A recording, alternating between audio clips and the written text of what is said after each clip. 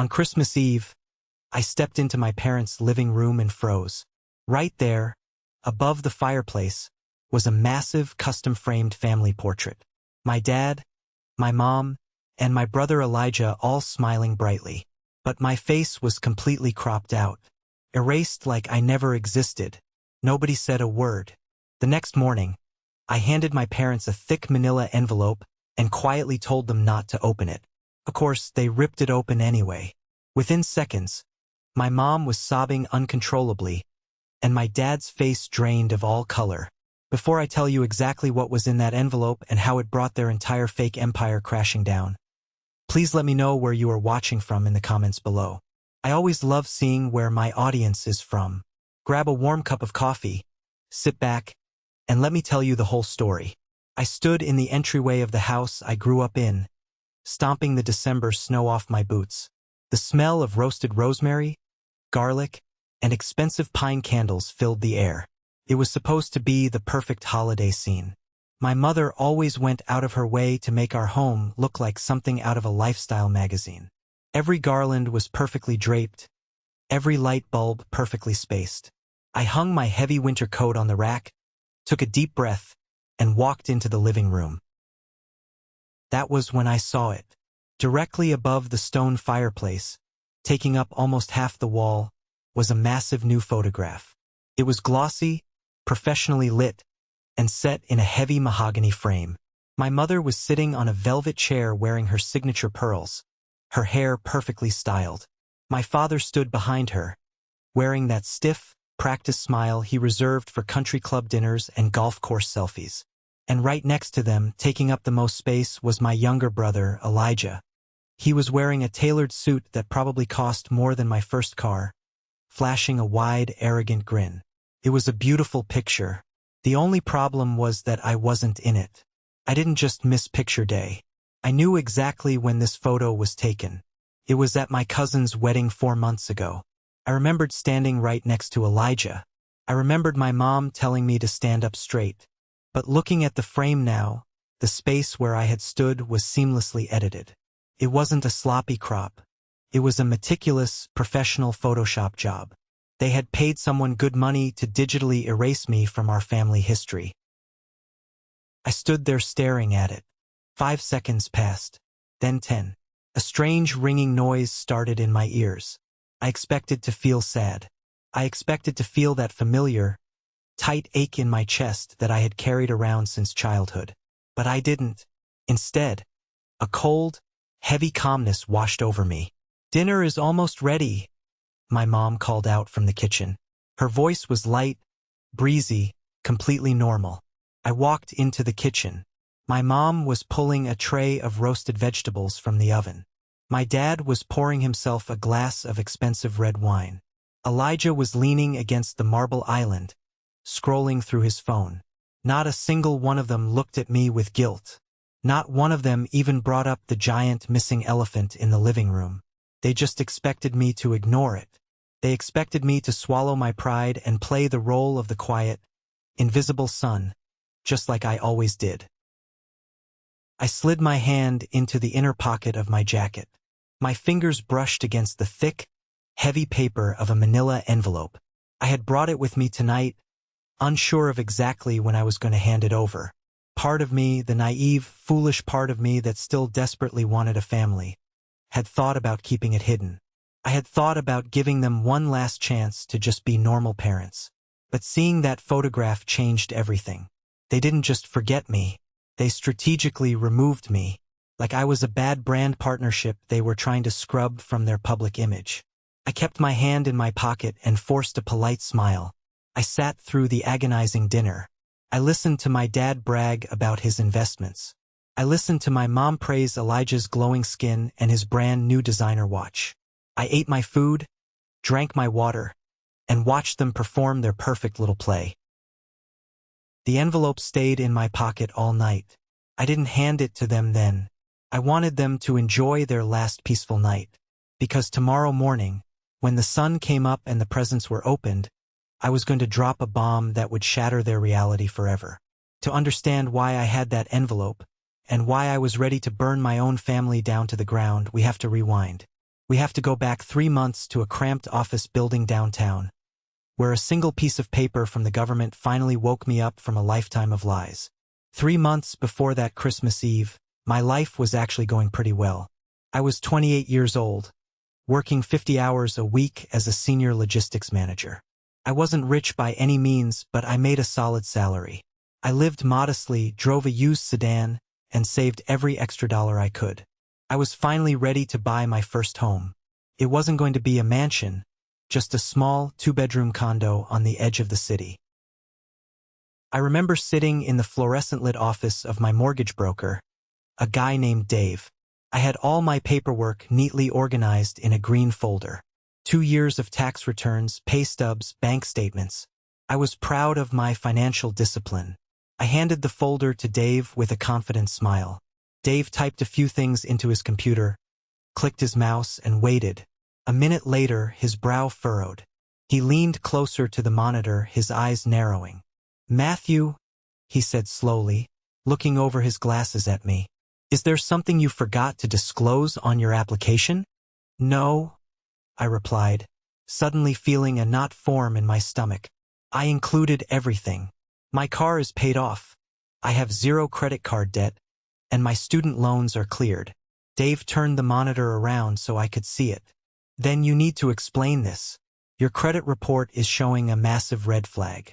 You have an active tax lien from the IRS for unpaid property taxes.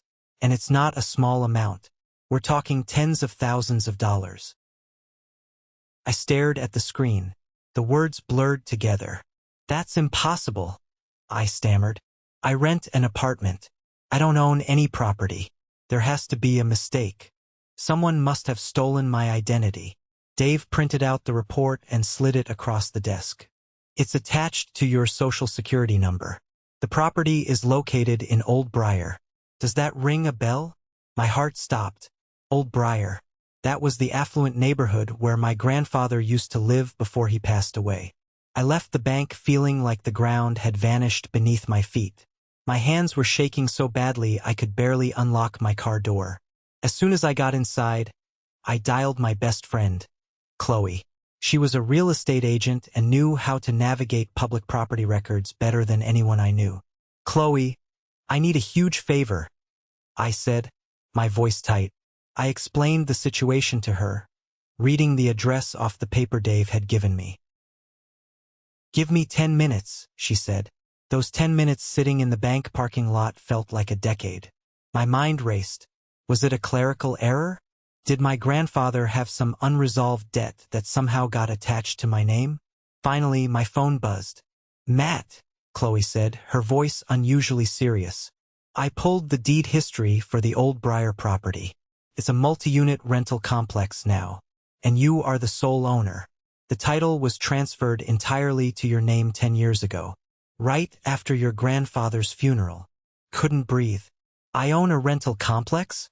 Chloe, I've never seen a dime of rent in my life. I don't pay the taxes on it. I don't manage it. Who is managing it?" I heard her typing rapidly on her keyboard. "According to the public filings, the property is being managed by a registered LLC. The primary agents on the LLC are Robert and Sarah. My parents." I dropped the phone into my lap. The air in the car suddenly felt suffocating. For 10 years, my parents had been operating a lucrative rental property in one of the most expensive zip codes in the state. A property that legally belonged to me. They were collecting the rent, living large, and apparently completely ignoring the property taxes under my name, letting the IRS put a lien on my future. I closed my eyes, and suddenly, a memory hit me like a physical punch to the gut. A memory from exactly 10 years ago. The puzzle pieces were violently snapping together, and the picture they formed made me want to throw up. I was 18 years old when my grandfather passed away. He was the only person in my family who ever actually saw me. While my parents were busy parading Elijah around, signing him up for elite sports camps and private tutors, my grandfather would sit with me on his porch. He taught me how to play chess. He asked me about my favorite books. When he died, it broke me. I remember the day of his funeral vividly. It was raining, a cold, miserable autumn drizzle. I was sitting in the back of a black town car, wearing a cheap, ill-fitting suit, staring out the window at the wet pavement. My chest felt hollow. When we got back to our house after the burial, the place was full of distant relatives eating catered sandwiches and drinking weak coffee. I retreated to the kitchen to get away from the noise. I was sitting at the island, staring blankly at a glass of water, when my dad walked in. He was followed by my Uncle Dylan, a guy who always wore expensive cologne and thought he was the smartest guy in any room. My dad placed a thick stack of papers on the kitchen counter in front of me. He patted my shoulder, a rare gesture of affection that instantly made me lower my guard. "I know it's a tough day, buddy," my dad said, his voice soft and solemn. "But we have a lot of ugly administrative stuff to handle. Grandpa's estate is a mess. There are a lot of debts, hospital bills, and funeral expenses that need to be cleared." Uncle Dylan handed me a heavy black pen. "Your grandfather left you a little bit of cash to help with your first car, Matt. But the state requires a bunch of legal sign-offs from all immediate family members to process the estate and settle his debts. Your mom and dad have already signed their parts. We just need your signature on these releases so we can get the funeral home paid." I was 18. I was grieving the only person who cared about me. I trusted my father. I trusted my uncle. I didn't read a single word of those documents. I just took the pen and signed my name where the little yellow sticky notes told me to, page after page. Sitting in my car 10 years later, clutching the steering wheel until my knuckles turned white, the truth finally washed over me. Those weren't release forms for hospital bills. I had signed a comprehensive power of attorney. I had signed away my rights to manage my own inheritance. I had given my parents full legal control to operate the property, collect the income, and make financial decisions on my behalf. They had used my grief as a weapon to blindfold me while they robbed me blind. A heavy, dark anger started to boil in the pit of my stomach. It wasn't just a quick flash of madness. It was a deep, historical rage.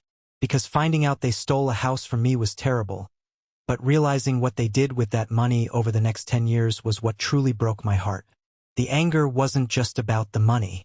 It was about the excruciating contrast of how we lived. It was about the lies they told me straight to my face while they were secretly cashing my checks. 2 months after the funeral, I was sitting at that exact same kitchen island.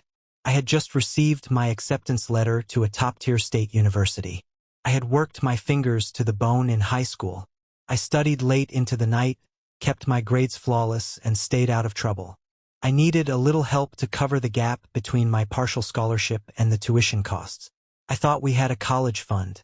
I slid the financial aid forms across the counter to my dad. "Dad, I need you and Mom to co-sign on this loan, and maybe help me with the first semester's room and board.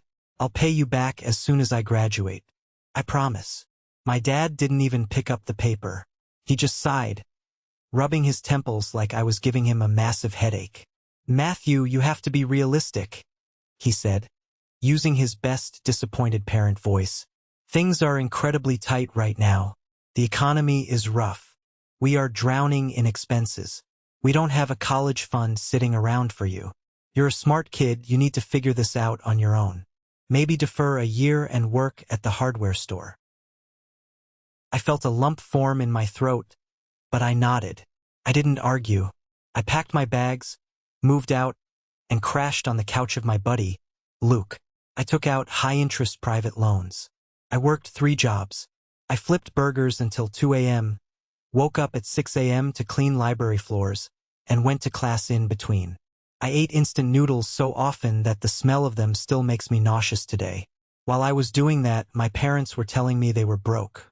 But exactly 2 months after my dad told me they had no money, it was Elijah's 18th birthday.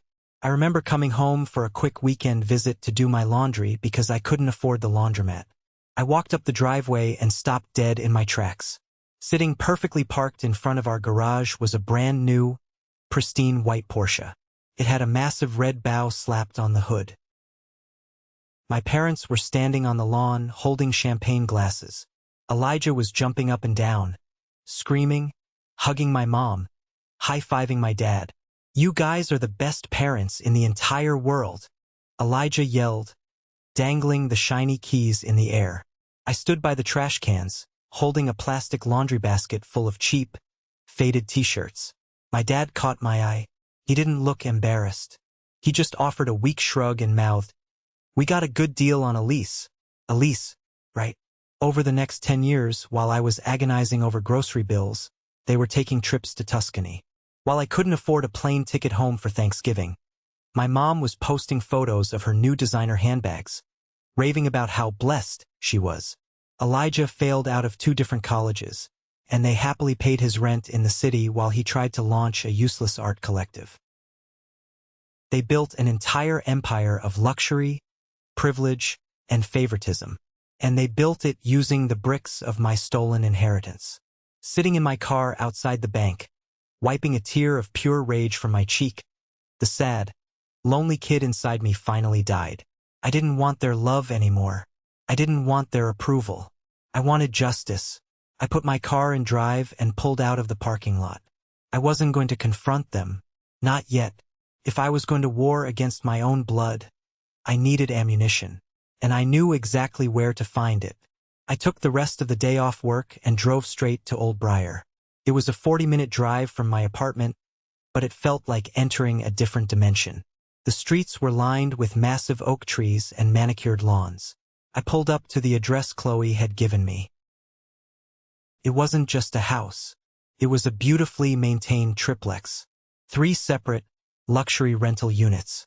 The brickwork was immaculate. The windows were large and modern. My grandfather had bought this place decades ago for pennies, and now it was a gold mine. I parked down the street and walked up to the front unit. I didn't have a plan. I just needed to see it with my own eyes. As I stood on the sidewalk staring at the front door, an older woman stepped out onto the porch carrying a watering can. She had kind eyes and silver hair pulled into a messy bun. "Can I help you, young man?" she asked, looking at me curiously. "Hi," I said, forcing a friendly, relaxed smile. "I'm sorry to bother you. I'm actually a contractor, just doing some exterior evaluations for the neighborhood association. Beautiful place you have here." She smiled warmly and walked down the steps. "Oh, thank you.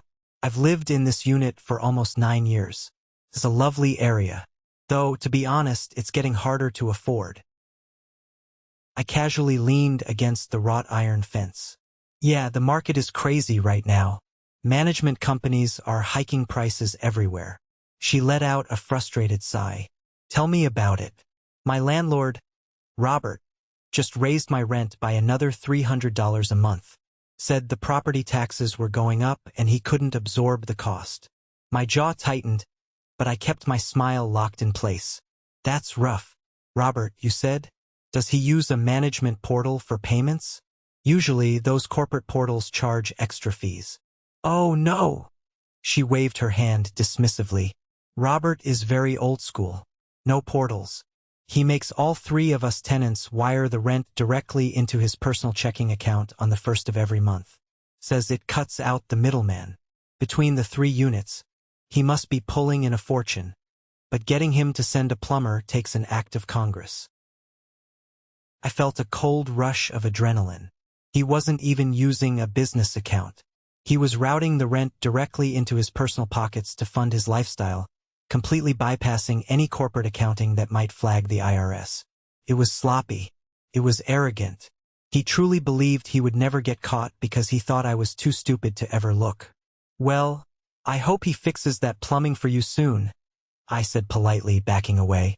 "Have a great day, ma'am." "You too, dear," she called out. I walked back to my car, my mind racing. I had a witness. I had proof of the cash flow. But I needed to know exactly how deep the betrayal went in my family. I needed to know who else knew. A few nights later, I met my cousin Wyatt at a loud, dimly lit sports bar downtown. Wyatt was Uncle Dylan's son. Growing up, Wyatt and I were somewhat close. We used to hide in the basement and play video games while the adults argued upstairs during Thanksgiving. If there was anyone in the family I thought I could trust, it was him. We ordered 2 beers.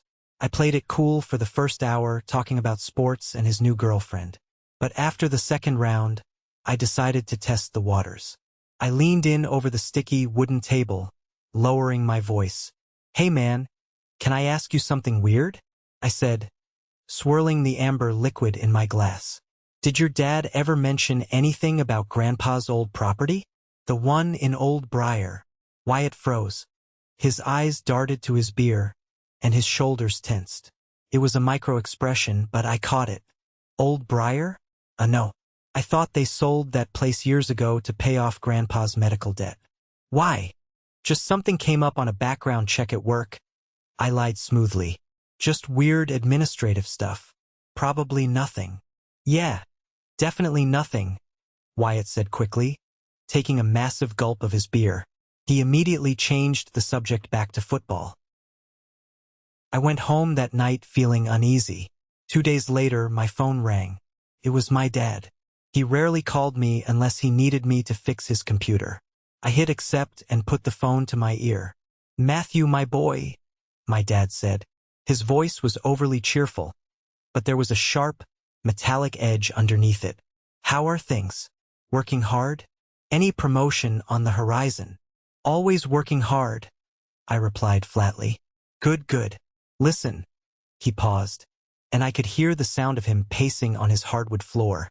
"Wyatt mentioned he saw you the other night. Said you were asking some confused questions about your grandfather's old estate." My blood ran cold. Wyatt had sold me out. He probably called his dad Uncle Dylan the second I left the bar, and Dylan called my father. The entire family network was operating against me. I was just making conversation. "Dad?" I said, keeping my voice utterly devoid of emotion. "Right. Well, listen carefully to me, Matt." His voice dropped, losing all the fake cheerfulness. It became cold, authoritative, and distinctly threatening. "Don't go digging into things you don't understand. The estate was settled legally 10 years ago. Looking into closed files only causes unnecessary headaches for the family. You focus on your little logistics job and leave the complicated financial matters to the adults." "Understood." He didn't wait for an answer. He hung up. I pulled the phone away from my ear and stared at the screen. He was scared. He was trying to intimidate me into backing down. But he fundamentally misunderstood who he was dealing with. I wasn't the terrified, grieving 18-year-old kid anymore. I was a man who had built his entire life from scratch with zero help. I didn't cower. I didn't cry. I opened my laptop, typed "aggressive real estate litigation lawyer" into the search bar, and made a phone call that would change my life. His name was Carter. He worked in a sleek, glass-walled office building, wearing a sharp suit and a no-nonsense expression. Carter usually handled messy divorce and custody battles for high-net-worth clients, but Chloe promised me he knew real estate fraud inside and out. He was the kind of guy who didn't smile much, which was exactly what I wanted. I sat across from him in his office, sliding my IRS notice, the property records, and a transcript of the conversation I had with the tenant across his desk. Carter put on his reading glasses and flipped through the documents in silence. For 10 straight minutes, the only sound in the room was the ticking of his wall clock and the rustling of paper. Finally, he took his glasses off and looked at me. "Your parents are incredibly brazen, Matthew," Carter said, his voice a low rumble. "And surprisingly stupid." "Explain it to me," I said, leaning forward. Carter pulled up a document on his computer screen and turned it toward me. I pulled the original will your grandfather filed with the county. It explicitly states that the Old Briar property is to be left to you, and you alone. No trusts, no executors, full direct transfer upon his death. "But I signed a power of attorney," I argued, feeling a sickening wave of guilt for my past stupidity. "You did," Carter nodded, "and that gave them the legal right to manage the property. But it did not give them the right to misappropriate the income. A power of attorney legally binds the agent, your parents, to act strictly in the best financial interest of the principal you. By funneling the rent into their personal accounts, failing to pay the property taxes in your name, and using the funds for luxury personal expenses, they have committed textbook fiduciary fraud. grand theft, embezzlement. I exhaled a shaky breath. Can I take it back? Carter leaned back in his leather chair, steepling his fingers. Matthew, you don't just take it back. You drop a nuclear bomb on them. I can file an immediate injunction to freeze their access to the property. I can revoke the power of attorney effective immediately. We will redirect all future rent to a secure account in your name. And then, we sue them for every single penny of back rent they stole over the last decade. If they can't pay it, the IRS will seize their personal assets to cover the tax lien they caused. Who helped them do this? I asked. My dad isn't smart enough to set up an LLC to shield liability while hiding behind a POA. Carter tapped a piece of paper. The LLC was registered by a CPA named Dylan. Your uncle, I presume? He structured this whole thing. He's complicit. Everything made sense now. The network of lies, the sudden wealth, the desperate phone call to keep me quiet. Draft the papers, Carter, I said, my voice steady and resolute. Draft the revocation. Draft the eviction warnings for them to stay off the property. Draft the demand letters for the stolen money. I want it all legally binding and ready to serve. Carter finally smiled. It was a sharp, dangerous smile. Consider it done. Where do you want to serve them? I can send a process server to their house. I looked out the window at the bustling city below. It was mid-December. The holidays were approaching. My mother loved the holidays. She loved the performance of a perfect family. No, I said quietly. Don't send a server. Put the documents in a manila envelope. I'll deliver them myself. On Christmas. Which brings us back to that Christmas Eve. The night of the missing family portrait. After seeing my face meticulously erased from the wall, I sat at the dining room table, surrounded by the people who shared my DNA but nothing else. The table was set with fine china and crystal glasses. A massive roasted turkey sat in the center. It was a masterclass in visual perfection and a complete black hole of actual affection. So, Elijah, my dad said, cutting into a piece of white meat, tell Matthew about the big news at the agency. A promotion, right? Elijah swirled his wine glass, looking incredibly pleased with himself. Oh, it's nothing major. Just got bumped up to senior creative director. The salary increase is nice, but really it's about the creative control, you know? I knew for a fact his agency was a struggling startup that had less than 10 employees, and his promotion was likely just a title change because half the staff had quit. But my mom gasped like he had just won a Nobel Prize. We are so incredibly proud of you, sweetie, she beamed, reaching over to squeeze his hand. You've always had such a brilliant eye. She turned to me, her smile dropping just a fraction. And how are things at the warehouse, Matthew? Still moving boxes. I manage the regional logistics for the Eastern Seaboard, Mom, I said flatly, taking a bite of my food. And yes, things are fine. That's nice, dear, she said dismissively, already turning her attention back to Elijah. After dinner, we moved to the living room to exchange a few early gifts. My dad handed Elijah a sleek, rectangular box. Elijah tore the paper off to reveal the keys to a brand new, luxury ski cabin rental for a week in Aspen, fully paid for. You've been working so hard, son, my dad said, clapping him on the shoulder. You deserve a break. Then, my mom handed me a small, awkwardly wrapped square. I unwrapped it. It was a ceramic coffee mug. Printed on the side, in cheap, peeling letters, were the words, "Somebody's favorite daughter." The room went dead silent. Elijah snorted, trying to hold back a laugh. My mom's face flushed. Oh my goodness, Matthew. I am so sorry. The girl at the boutique must have put the wrong mug in the box. I bought you one that said, "World's Best Worker." I can return it on Monday. Don't worry about it, Mom, I said, setting the insulting mug down on the glass coffee table. It's perfect. Really captures the essence of how well you know me. My dad frowned, clearly not liking my tone. Don't be ungrateful, Matthew. Your mother spent all day cooking. I didn't argue. I didn't yell. I just looked up at the giant family portrait over the fireplace, the portrait of 3 people. The real family. I was just the ghost haunting their dining room, the ATM machine they kept locked in the basement. "I'm tired," I said, standing up. "I'm going to head to bed. Merry Christmas."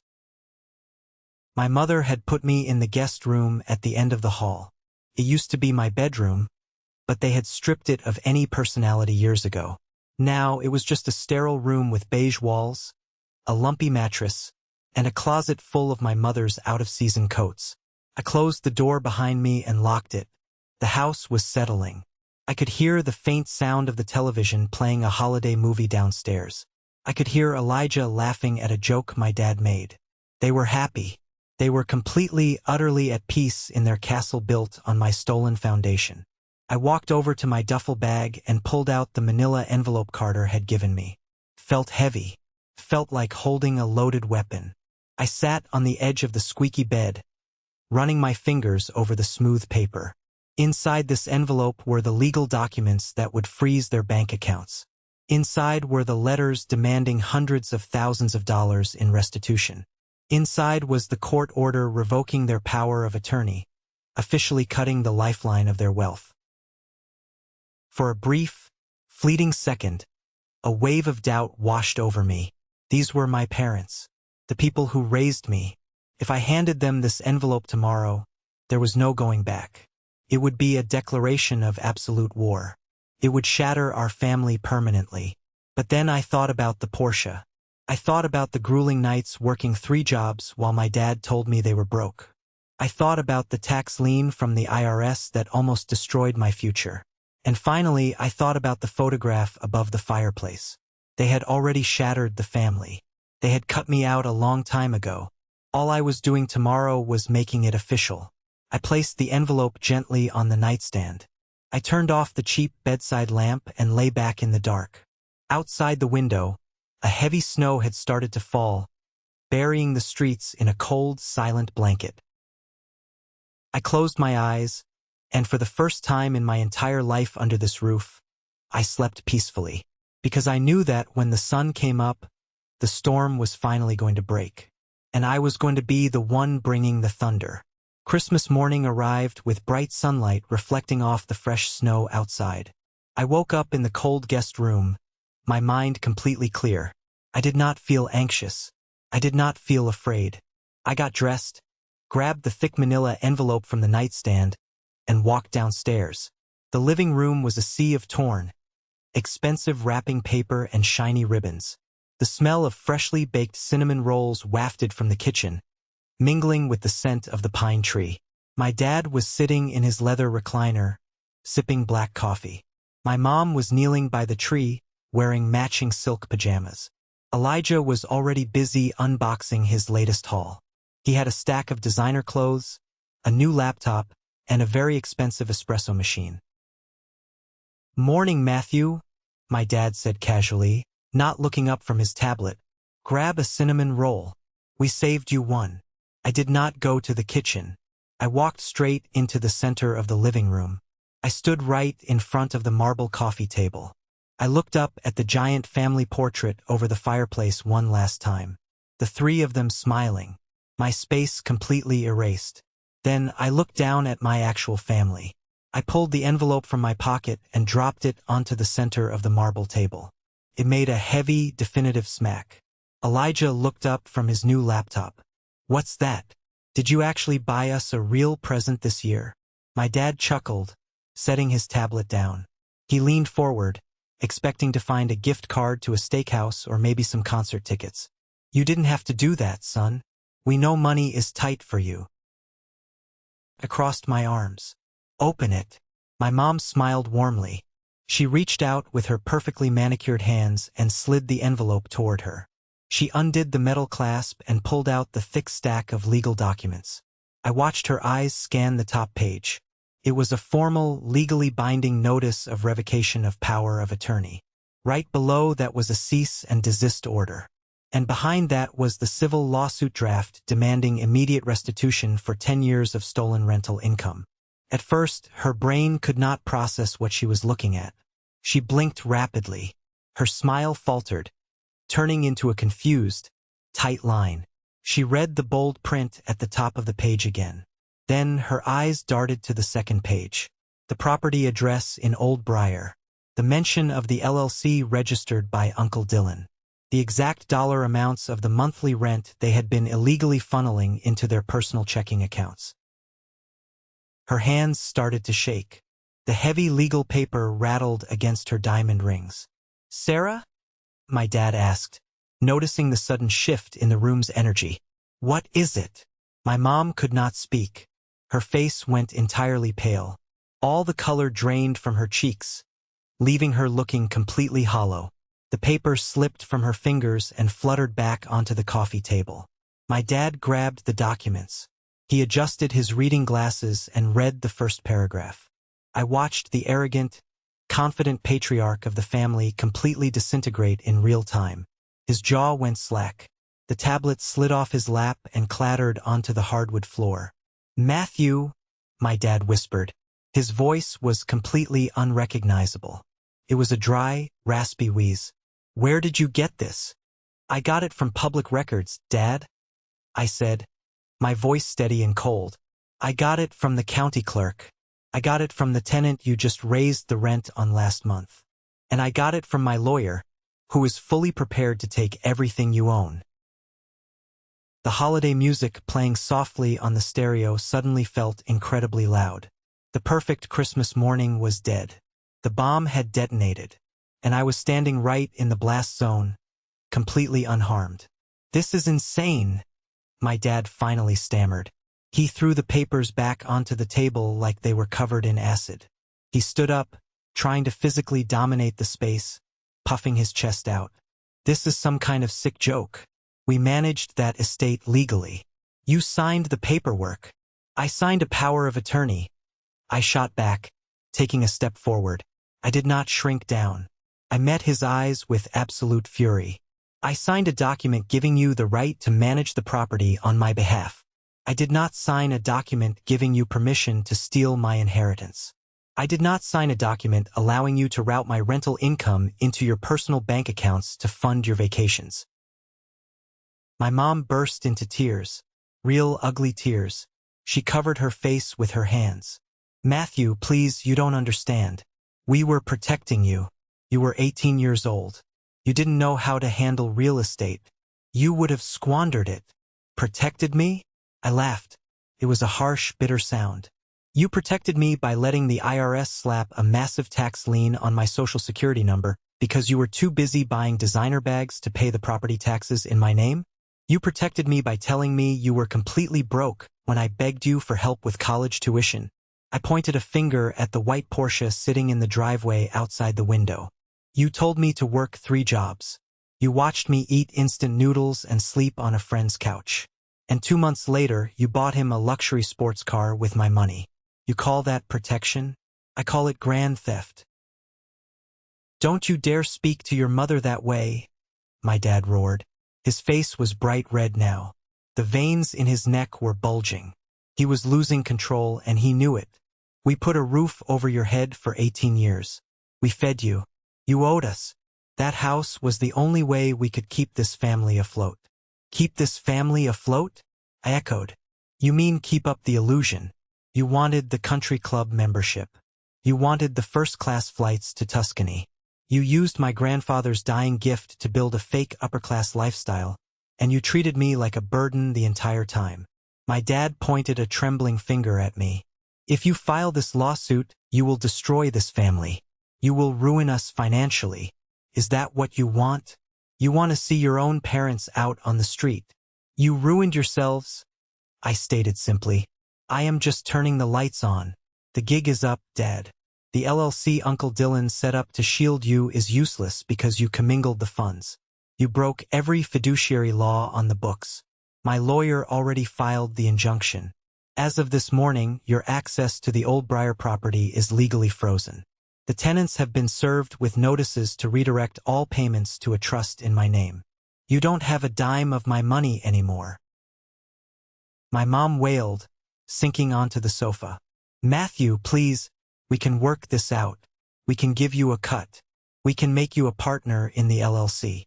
I own the whole thing, Mom, I said, shaking my head at her absolute delusion. There is no partnership. You are thieves. And I am your landlord kicking you out. The room fell silent again, save for my mother's sobbing. They had no cards left to play. Their authority was gone. Their wealth was gone. The fake empire of sand they had built over the last 10 years was washing away right in front of their eyes. But there was one person in the room who still had not fully grasped the reality of the situation. Elijah.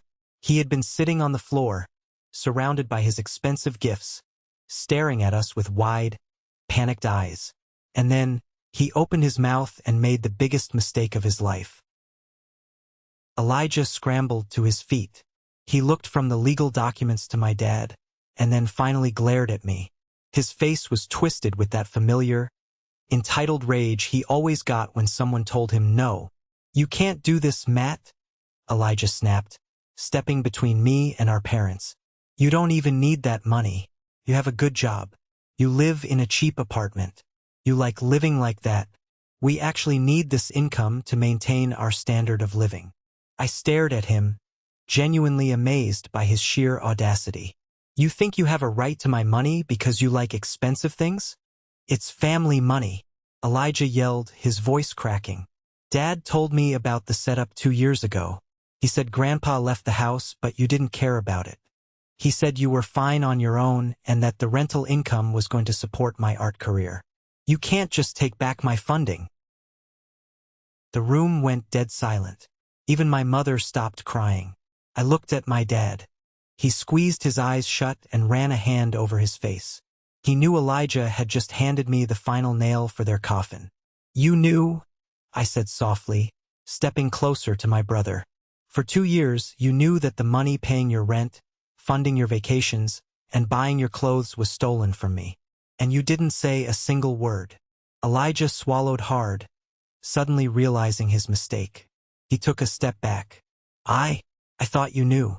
I thought it was an arrangement. You drove a Porsche bought with my stolen inheritance while I was working night shifts, I said, my voice dropping to a dangerous whisper. You knew exactly what was happening. You are just as guilty as they are. I turned away from him and looked at my parents. They looked small, pathetic. The towering, intimidating figures of my childhood were completely gone, replaced by 2 desperate criminals caught red-handed. Carter is going to audit every single bank account you own, I said clearly, making sure they heard every word. He is going to track every dollar you pulled out of Old Briar. The demand letter gives you 30 days to pay back the last 10 years of stolen rent. If you can't pay it, the court will place a lien on this house. They will take your cars. They will take your retirement accounts. And if you try to fight me on this, I will take these documents to the district attorney and press criminal charges for fraud. My dad slumped down into his chair, utterly defeated. I walked over to the coat rack and pulled my heavy winter jacket over my shoulders. I zipped it up slowly. I did not feel a single ounce of guilt. I felt light. I felt like a massive, crushing weight had finally been lifted off my chest. If you ever contact me again without going through my lawyer, I said, putting my hand on the front doorknob, I will call the police. I opened the door.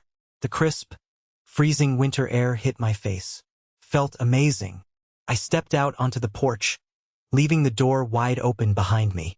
I walked down the driveway, past Elijah's shiny white Porsche, got into my used sedan, and drove away.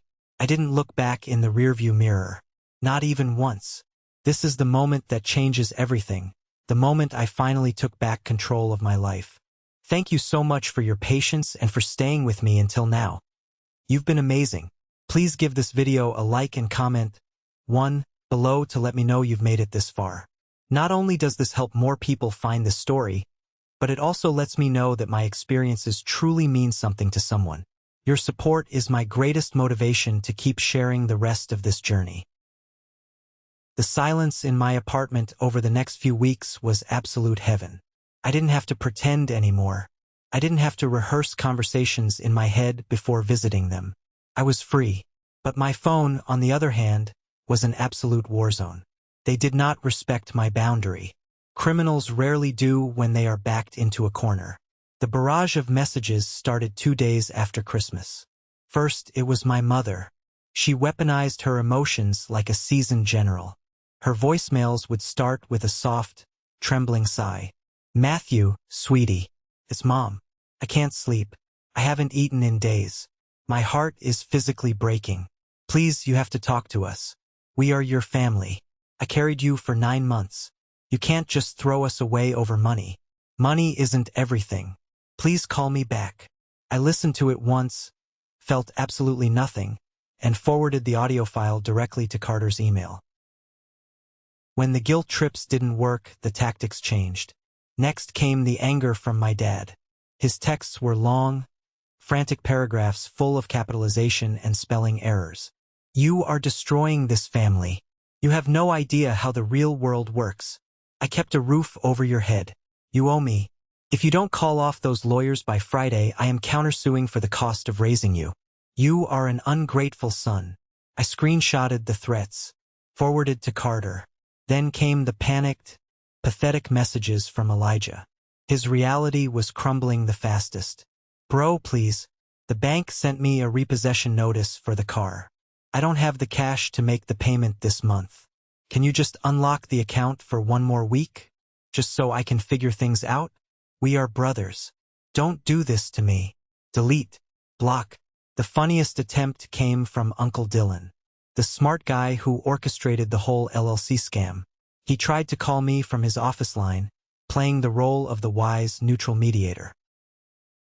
"Matthew, my boy, let's not get the courts involved. Lawyers just drain everyone's pockets. Let Uncle Dylan sit down with you and your dad, and we can restructure the LLC so you get a fair percentage moving forward. Keep it in the family, right?" I didn't block Dylan. I had Carter send a formal letter directly to his accounting firm, threatening to report him to the state licensing board for aiding and abetting fiduciary fraud. Uncle Dylan never called me again. I maintained absolute, ironclad discipline. I did not respond to a single text. I did not answer a single call. I knew that the moment I engaged, I would give them power. My silence was a fortress they could not breach. They were screaming into a void, and the echo of their own panic was starting to deafen them. They had spent 10 years treating me like I was invisible. Now I was giving them exactly what they always wanted. I disappeared. The financial dominoes did not just fall. They collapsed violently. When you build a lifestyle that requires $10,000 of stolen rental income every single month to stay afloat, cutting that cord is like pulling the plug on a life support machine. They had zero savings. Every dime they stole had been spent on maintaining their upper-class illusion. I didn't have to go looking for information. The gossip in our extended family network was too juicy to contain, and pieces of it constantly drifted back to me through mutual acquaintances. By February, the bank officially seized Elijah's white Porsche. He couldn't make the payments without my grandfather's money. His promotion at the agency turned out to be worthless because the startup folded. Without his luxury car and his endless cash flow to buy drinks for his friends, his social circle abandoned him. He had to break the lease on his overpriced downtown apartment and move back into the basement of my parents' house. The golden child was officially grounded. My parents fared even worse. Carter's audit was ruthless. He proved they had embezzled nearly $1 million over the decade. To settle the civil suit and avoid me pressing criminal charges, my parents had to liquidate everything. They had to sell their massive house, the house with the giant, edited family portrait. They downsized to a cramped, 2-bedroom condo on the unfashionable side of town. But even that wasn't enough to cover their debts. My dad, the proud patriarch who used to lecture me about hard work while stealing my checks, had to swallow his massive pride. I heard from a former neighbor that he was making cold calls, begging his old clients for consulting work. Nobody was biting. Word gets around in wealthy circles when you lose your house. My mom had to get a job. For the first time in 30 years, she had to clock in. She got a part-time retail gig at a high-end clothing boutique downtown. The very same boutique where she used to drop thousands of dollars on designer clothes. Now she was steaming garments and ringing up yoga pants for the women she used to play tennis with. The poetic justice of it all was almost cinematic. They spent their entire lives obsessing over appearances. They sacrificed their own son to maintain a fake image of wealth and success. And in the end, their greed stripped them of the only thing they actually cared about, their status. They were totally exposed. The fake empire was gone, leaving nothing but three bitter, miserable people trapped in a small condo, blaming each other for their ruin. Meanwhile, my life was just beginning. Carter successfully transferred all the management rights back to my name. I paid off the IRS tax lien in full using the first settlement check from my parents' liquidated assets. My credit score rebounded. And for the first time in my life, I truly owned my future. I didn't use the money to buy a sports car. I didn't book a trip to Tuscany. I used the money to finally build a real home. 1 year later, the dust had finally settled. I didn't buy that small condo I had been looking at. Instead, I moved into the vacant top-floor unit of the triplex in Old Briar.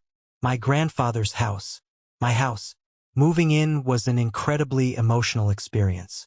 The space was beautiful, with high vaulted ceilings and original hardwood floors. But it had been neglected by my parents. They only cared about collecting the rent, never about maintaining the soul of the building. I didn't hire a fancy contracting firm to fix it up. I did it myself. Every weekend after work, I put on old clothes, turned on some music, and got to work. I sanded down the scuffed hardwood floors until my hands were blistered. I patched the holes in the drywall. I painted the living room a warm, inviting shade of blue. Every stroke of the paintbrush felt like therapy. I was literally wiping away the decay they had left behind and pouring my own sweat and love into the foundation. I was reclaiming my history. I also took over the management of the tenants. I knocked on Mrs. Higgins' door on my first official day as the active landlord. She looked nervous when she opened the door, probably expecting another rent hike. I handed her a new lease agreement. "Mrs. Higgins, I know the last management company raised your rent pretty aggressively. I've reviewed the market rates, and I'm dropping your rent by $400 a month, effective immediately. And I scheduled a plumber to come fix your guest bathroom tomorrow morning." She looked at the paper, then looked up at me, tears welling in her kind eyes. "Matthew, you have no idea what this means to me. Thank you." A few days later, I found a plate of warm, homemade chocolate chip cookies sitting on my welcome mat with a handwritten thank you note.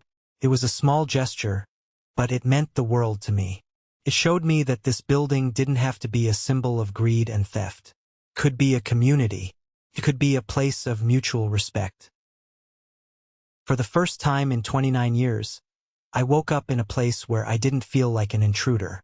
I didn't have to walk on eggshells. I could drink coffee on the front porch and listen to the birds. I could leave my shoes by the door. I had finally found what I had been looking for my entire life. I was home, but toxic people have a very hard time letting go of their favorite victims. It was a Tuesday evening in late October. I was walking up the steps to my porch, holding a bag of groceries, when I saw a plain white envelope wedged into the crack of my front door. It didn't have a stamp. It didn't have a return address.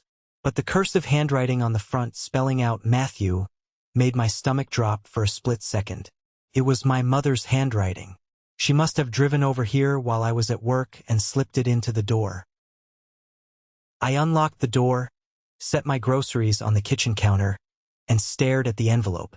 A year ago, a letter from her would have sent me into a spiral of anxiety. I would have agonized over opening it. But now, I just felt a mild sense of exhaustion. I tore open the flap and pulled out the single sheet of lined paper. "My dearest Matthew," the letter began, "I know you are angry, but it has been a year, and the silence is destroying my health. Your father's blood pressure is dangerously high. Elijah is depressed. We are struggling so much in this new place. We miss you. You made your point and you won. But family is forever. We can put the money issues behind us and start over. Please, let's heal. Give your mother a second chance. I love you." I read it twice, not because I was moved, but because I was fascinated by the sheer psychological gymnastics on display. It was a masterclass in manipulation. Notice what was missing? There was no apology. Not a single word acknowledging that they committed fraud. Not a single admission of guilt for stealing my inheritance, lying to my face, or treating me like a second-class citizen. She framed it as if we just had a silly disagreement over money issues. She framed herself as the victim whose health was failing because I was being stubborn. She wanted me to feel guilty so I would come back and play my designated role. The emotional punching bag who fixes their problems. I didn't feel angry. I didn't feel the urge to call her and scream. I just felt a profound sense of pity. They were never going to change.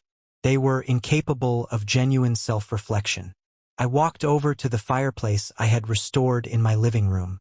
I struck a match, lit a small fire, and watched the flames catch the dry wood. I held the letter by the corner and lowered it into the fire. The paper curled, turned black, and dissolved into ash. The smoke drifted up the chimney and disappeared into the night sky. That was the last time my mother ever tried to contact me. The bridge wasn't just burned. The ashes were scattered. I was completely, beautifully free. The holidays rolled around again. My first Christmas in my own house. I didn't spend it alone in a sterile guest room. I hosted dinner. I invited Chloe, the friend who helped me uncover the truth. I invited Luke, the buddy who let me sleep on his couch when my parents refused to help with my college tuition. I cooked a massive prime rib, we drank good wine, and the house was filled with loud, genuine laughter. Sitting by my feet were 2 golden retriever mixes I had adopted from the local shelter. They were chaotic, happy, and fiercely loyal. After dinner, Chloe walked over to the fireplace. She picked up a framed photograph resting on the mantel. "I love this picture," she smiled, tapping the glass. I walked over and stood next to her. It was a picture we took on Thanksgiving. It was me, Chloe, Luke, and the 2 dogs sitting on my front porch. Everyone was smiling. Everyone was leaning in toward each other. "Yeah," I said quietly, looking at the frame. "Me too. Nobody had to be cropped out of this one." A few weeks later, I was at a hardware store picking up some salt for the icy driveway when I ran into Wyatt, the cousin who had betrayed me. He looked older, tired. He was standing in the checkout line holding a cheap snow shovel. He saw me and froze. He looked incredibly uncomfortable, shifting his weight from foot to foot. "Hey, Matt," he mumbled, refusing to make eye contact. "Long time." "Hey, Wyatt," I said casually, tossing a bag of salt into my cart. He hesitated, then leaned in a little. "I heard what happened with your folks. Man, things are bad for them. Aunt Sarah is working retail. Elijah is basically broke. Have you talked to them at all?" He was fishing for gossip. He wanted to know if the ice was thawing so he could report back to the family network. I looked him dead in the eye. I didn't scowl. I smiled. A genuine, relaxed smile. "I haven't talked to them," I said, "and I never will. But you can tell them I said hi." Wyatt swallowed hard and nodded quickly, grabbing his shovel and hurrying out the door. He finally understood. I wasn't holding a grudge.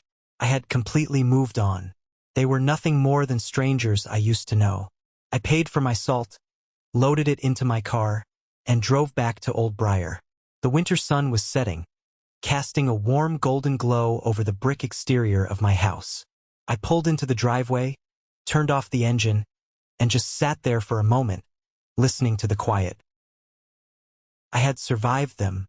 I had fought the hardest battle of my life against the people who were supposed to protect me, and I had won.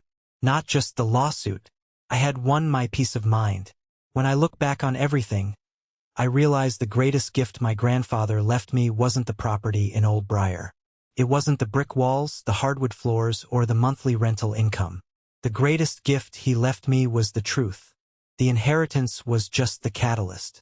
It was the flashlight that illuminated the dark, toxic reality of my family. For 28 years, I thought I was the problem. I thought I wasn't smart enough, charismatic enough, or successful enough to earn their love. I thought Elijah was just better than me. But the money revealed their true character. They didn't love Elijah more. They loved the reflection of themselves they saw in him. And they didn't hate me, They just found me useful. I was a tool to be used and discarded.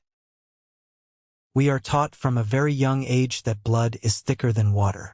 We are conditioned to believe that we owe our parents our undying loyalty simply because they gave us life. But respect is a two-way street. Love should not be a transactional arrangement. If someone is actively destroying your mental health, stealing your peace, or manipulating your reality, you are allowed to walk away. It doesn't matter if they share your last name. It doesn't matter if they sat at your dinner table for 20 years. You are allowed to protect yourself. Cutting out toxic family members isn't an act of cruelty. It is the ultimate act of self-preservation. Sometimes, the strongest, bravest thing you can possibly do is pack your bags, walk out the front door, and never look back. Today it's Christmas Eve again. I'm sitting in my living room. The fire is crackling. My dogs are asleep on the rug. The house is quiet, warm, and entirely mine. There are no fake smiles. There are no passive-aggressive comments about my clothes or my job. There is only peace. I built a life I don't need a vacation from, and I surrounded myself with a family I chose. Thank you for sticking around and listening to my story. It wasn't an easy one to tell, but it's one I know I needed to share. I hope this resonated with you in some way. Family dynamics can be incredibly complicated, and sometimes the hardest wounds to heal are the ones inflicted by the people closest to us. Have you ever found yourself in a similar situation? Have you ever had to walk away from someone you loved in order to protect yourself? I read every single comment, and I would love to hear your experiences down below. If you have made it all the way to this exact moment in the video, you are part of an exclusive group. I want you to go down to the comments and type the letter W. W stands for winner. It lets me know that you are part of the 1% club, the amazing people who watch these stories until the very last second. You guys are the reason I keep making these videos. If my story helped you or entertained you, please hit that like button and click follow so we can stay connected. I have a lot more stories to share with you. Until next time, stay strong, protect your peace, and never let anyone erase you from your own life.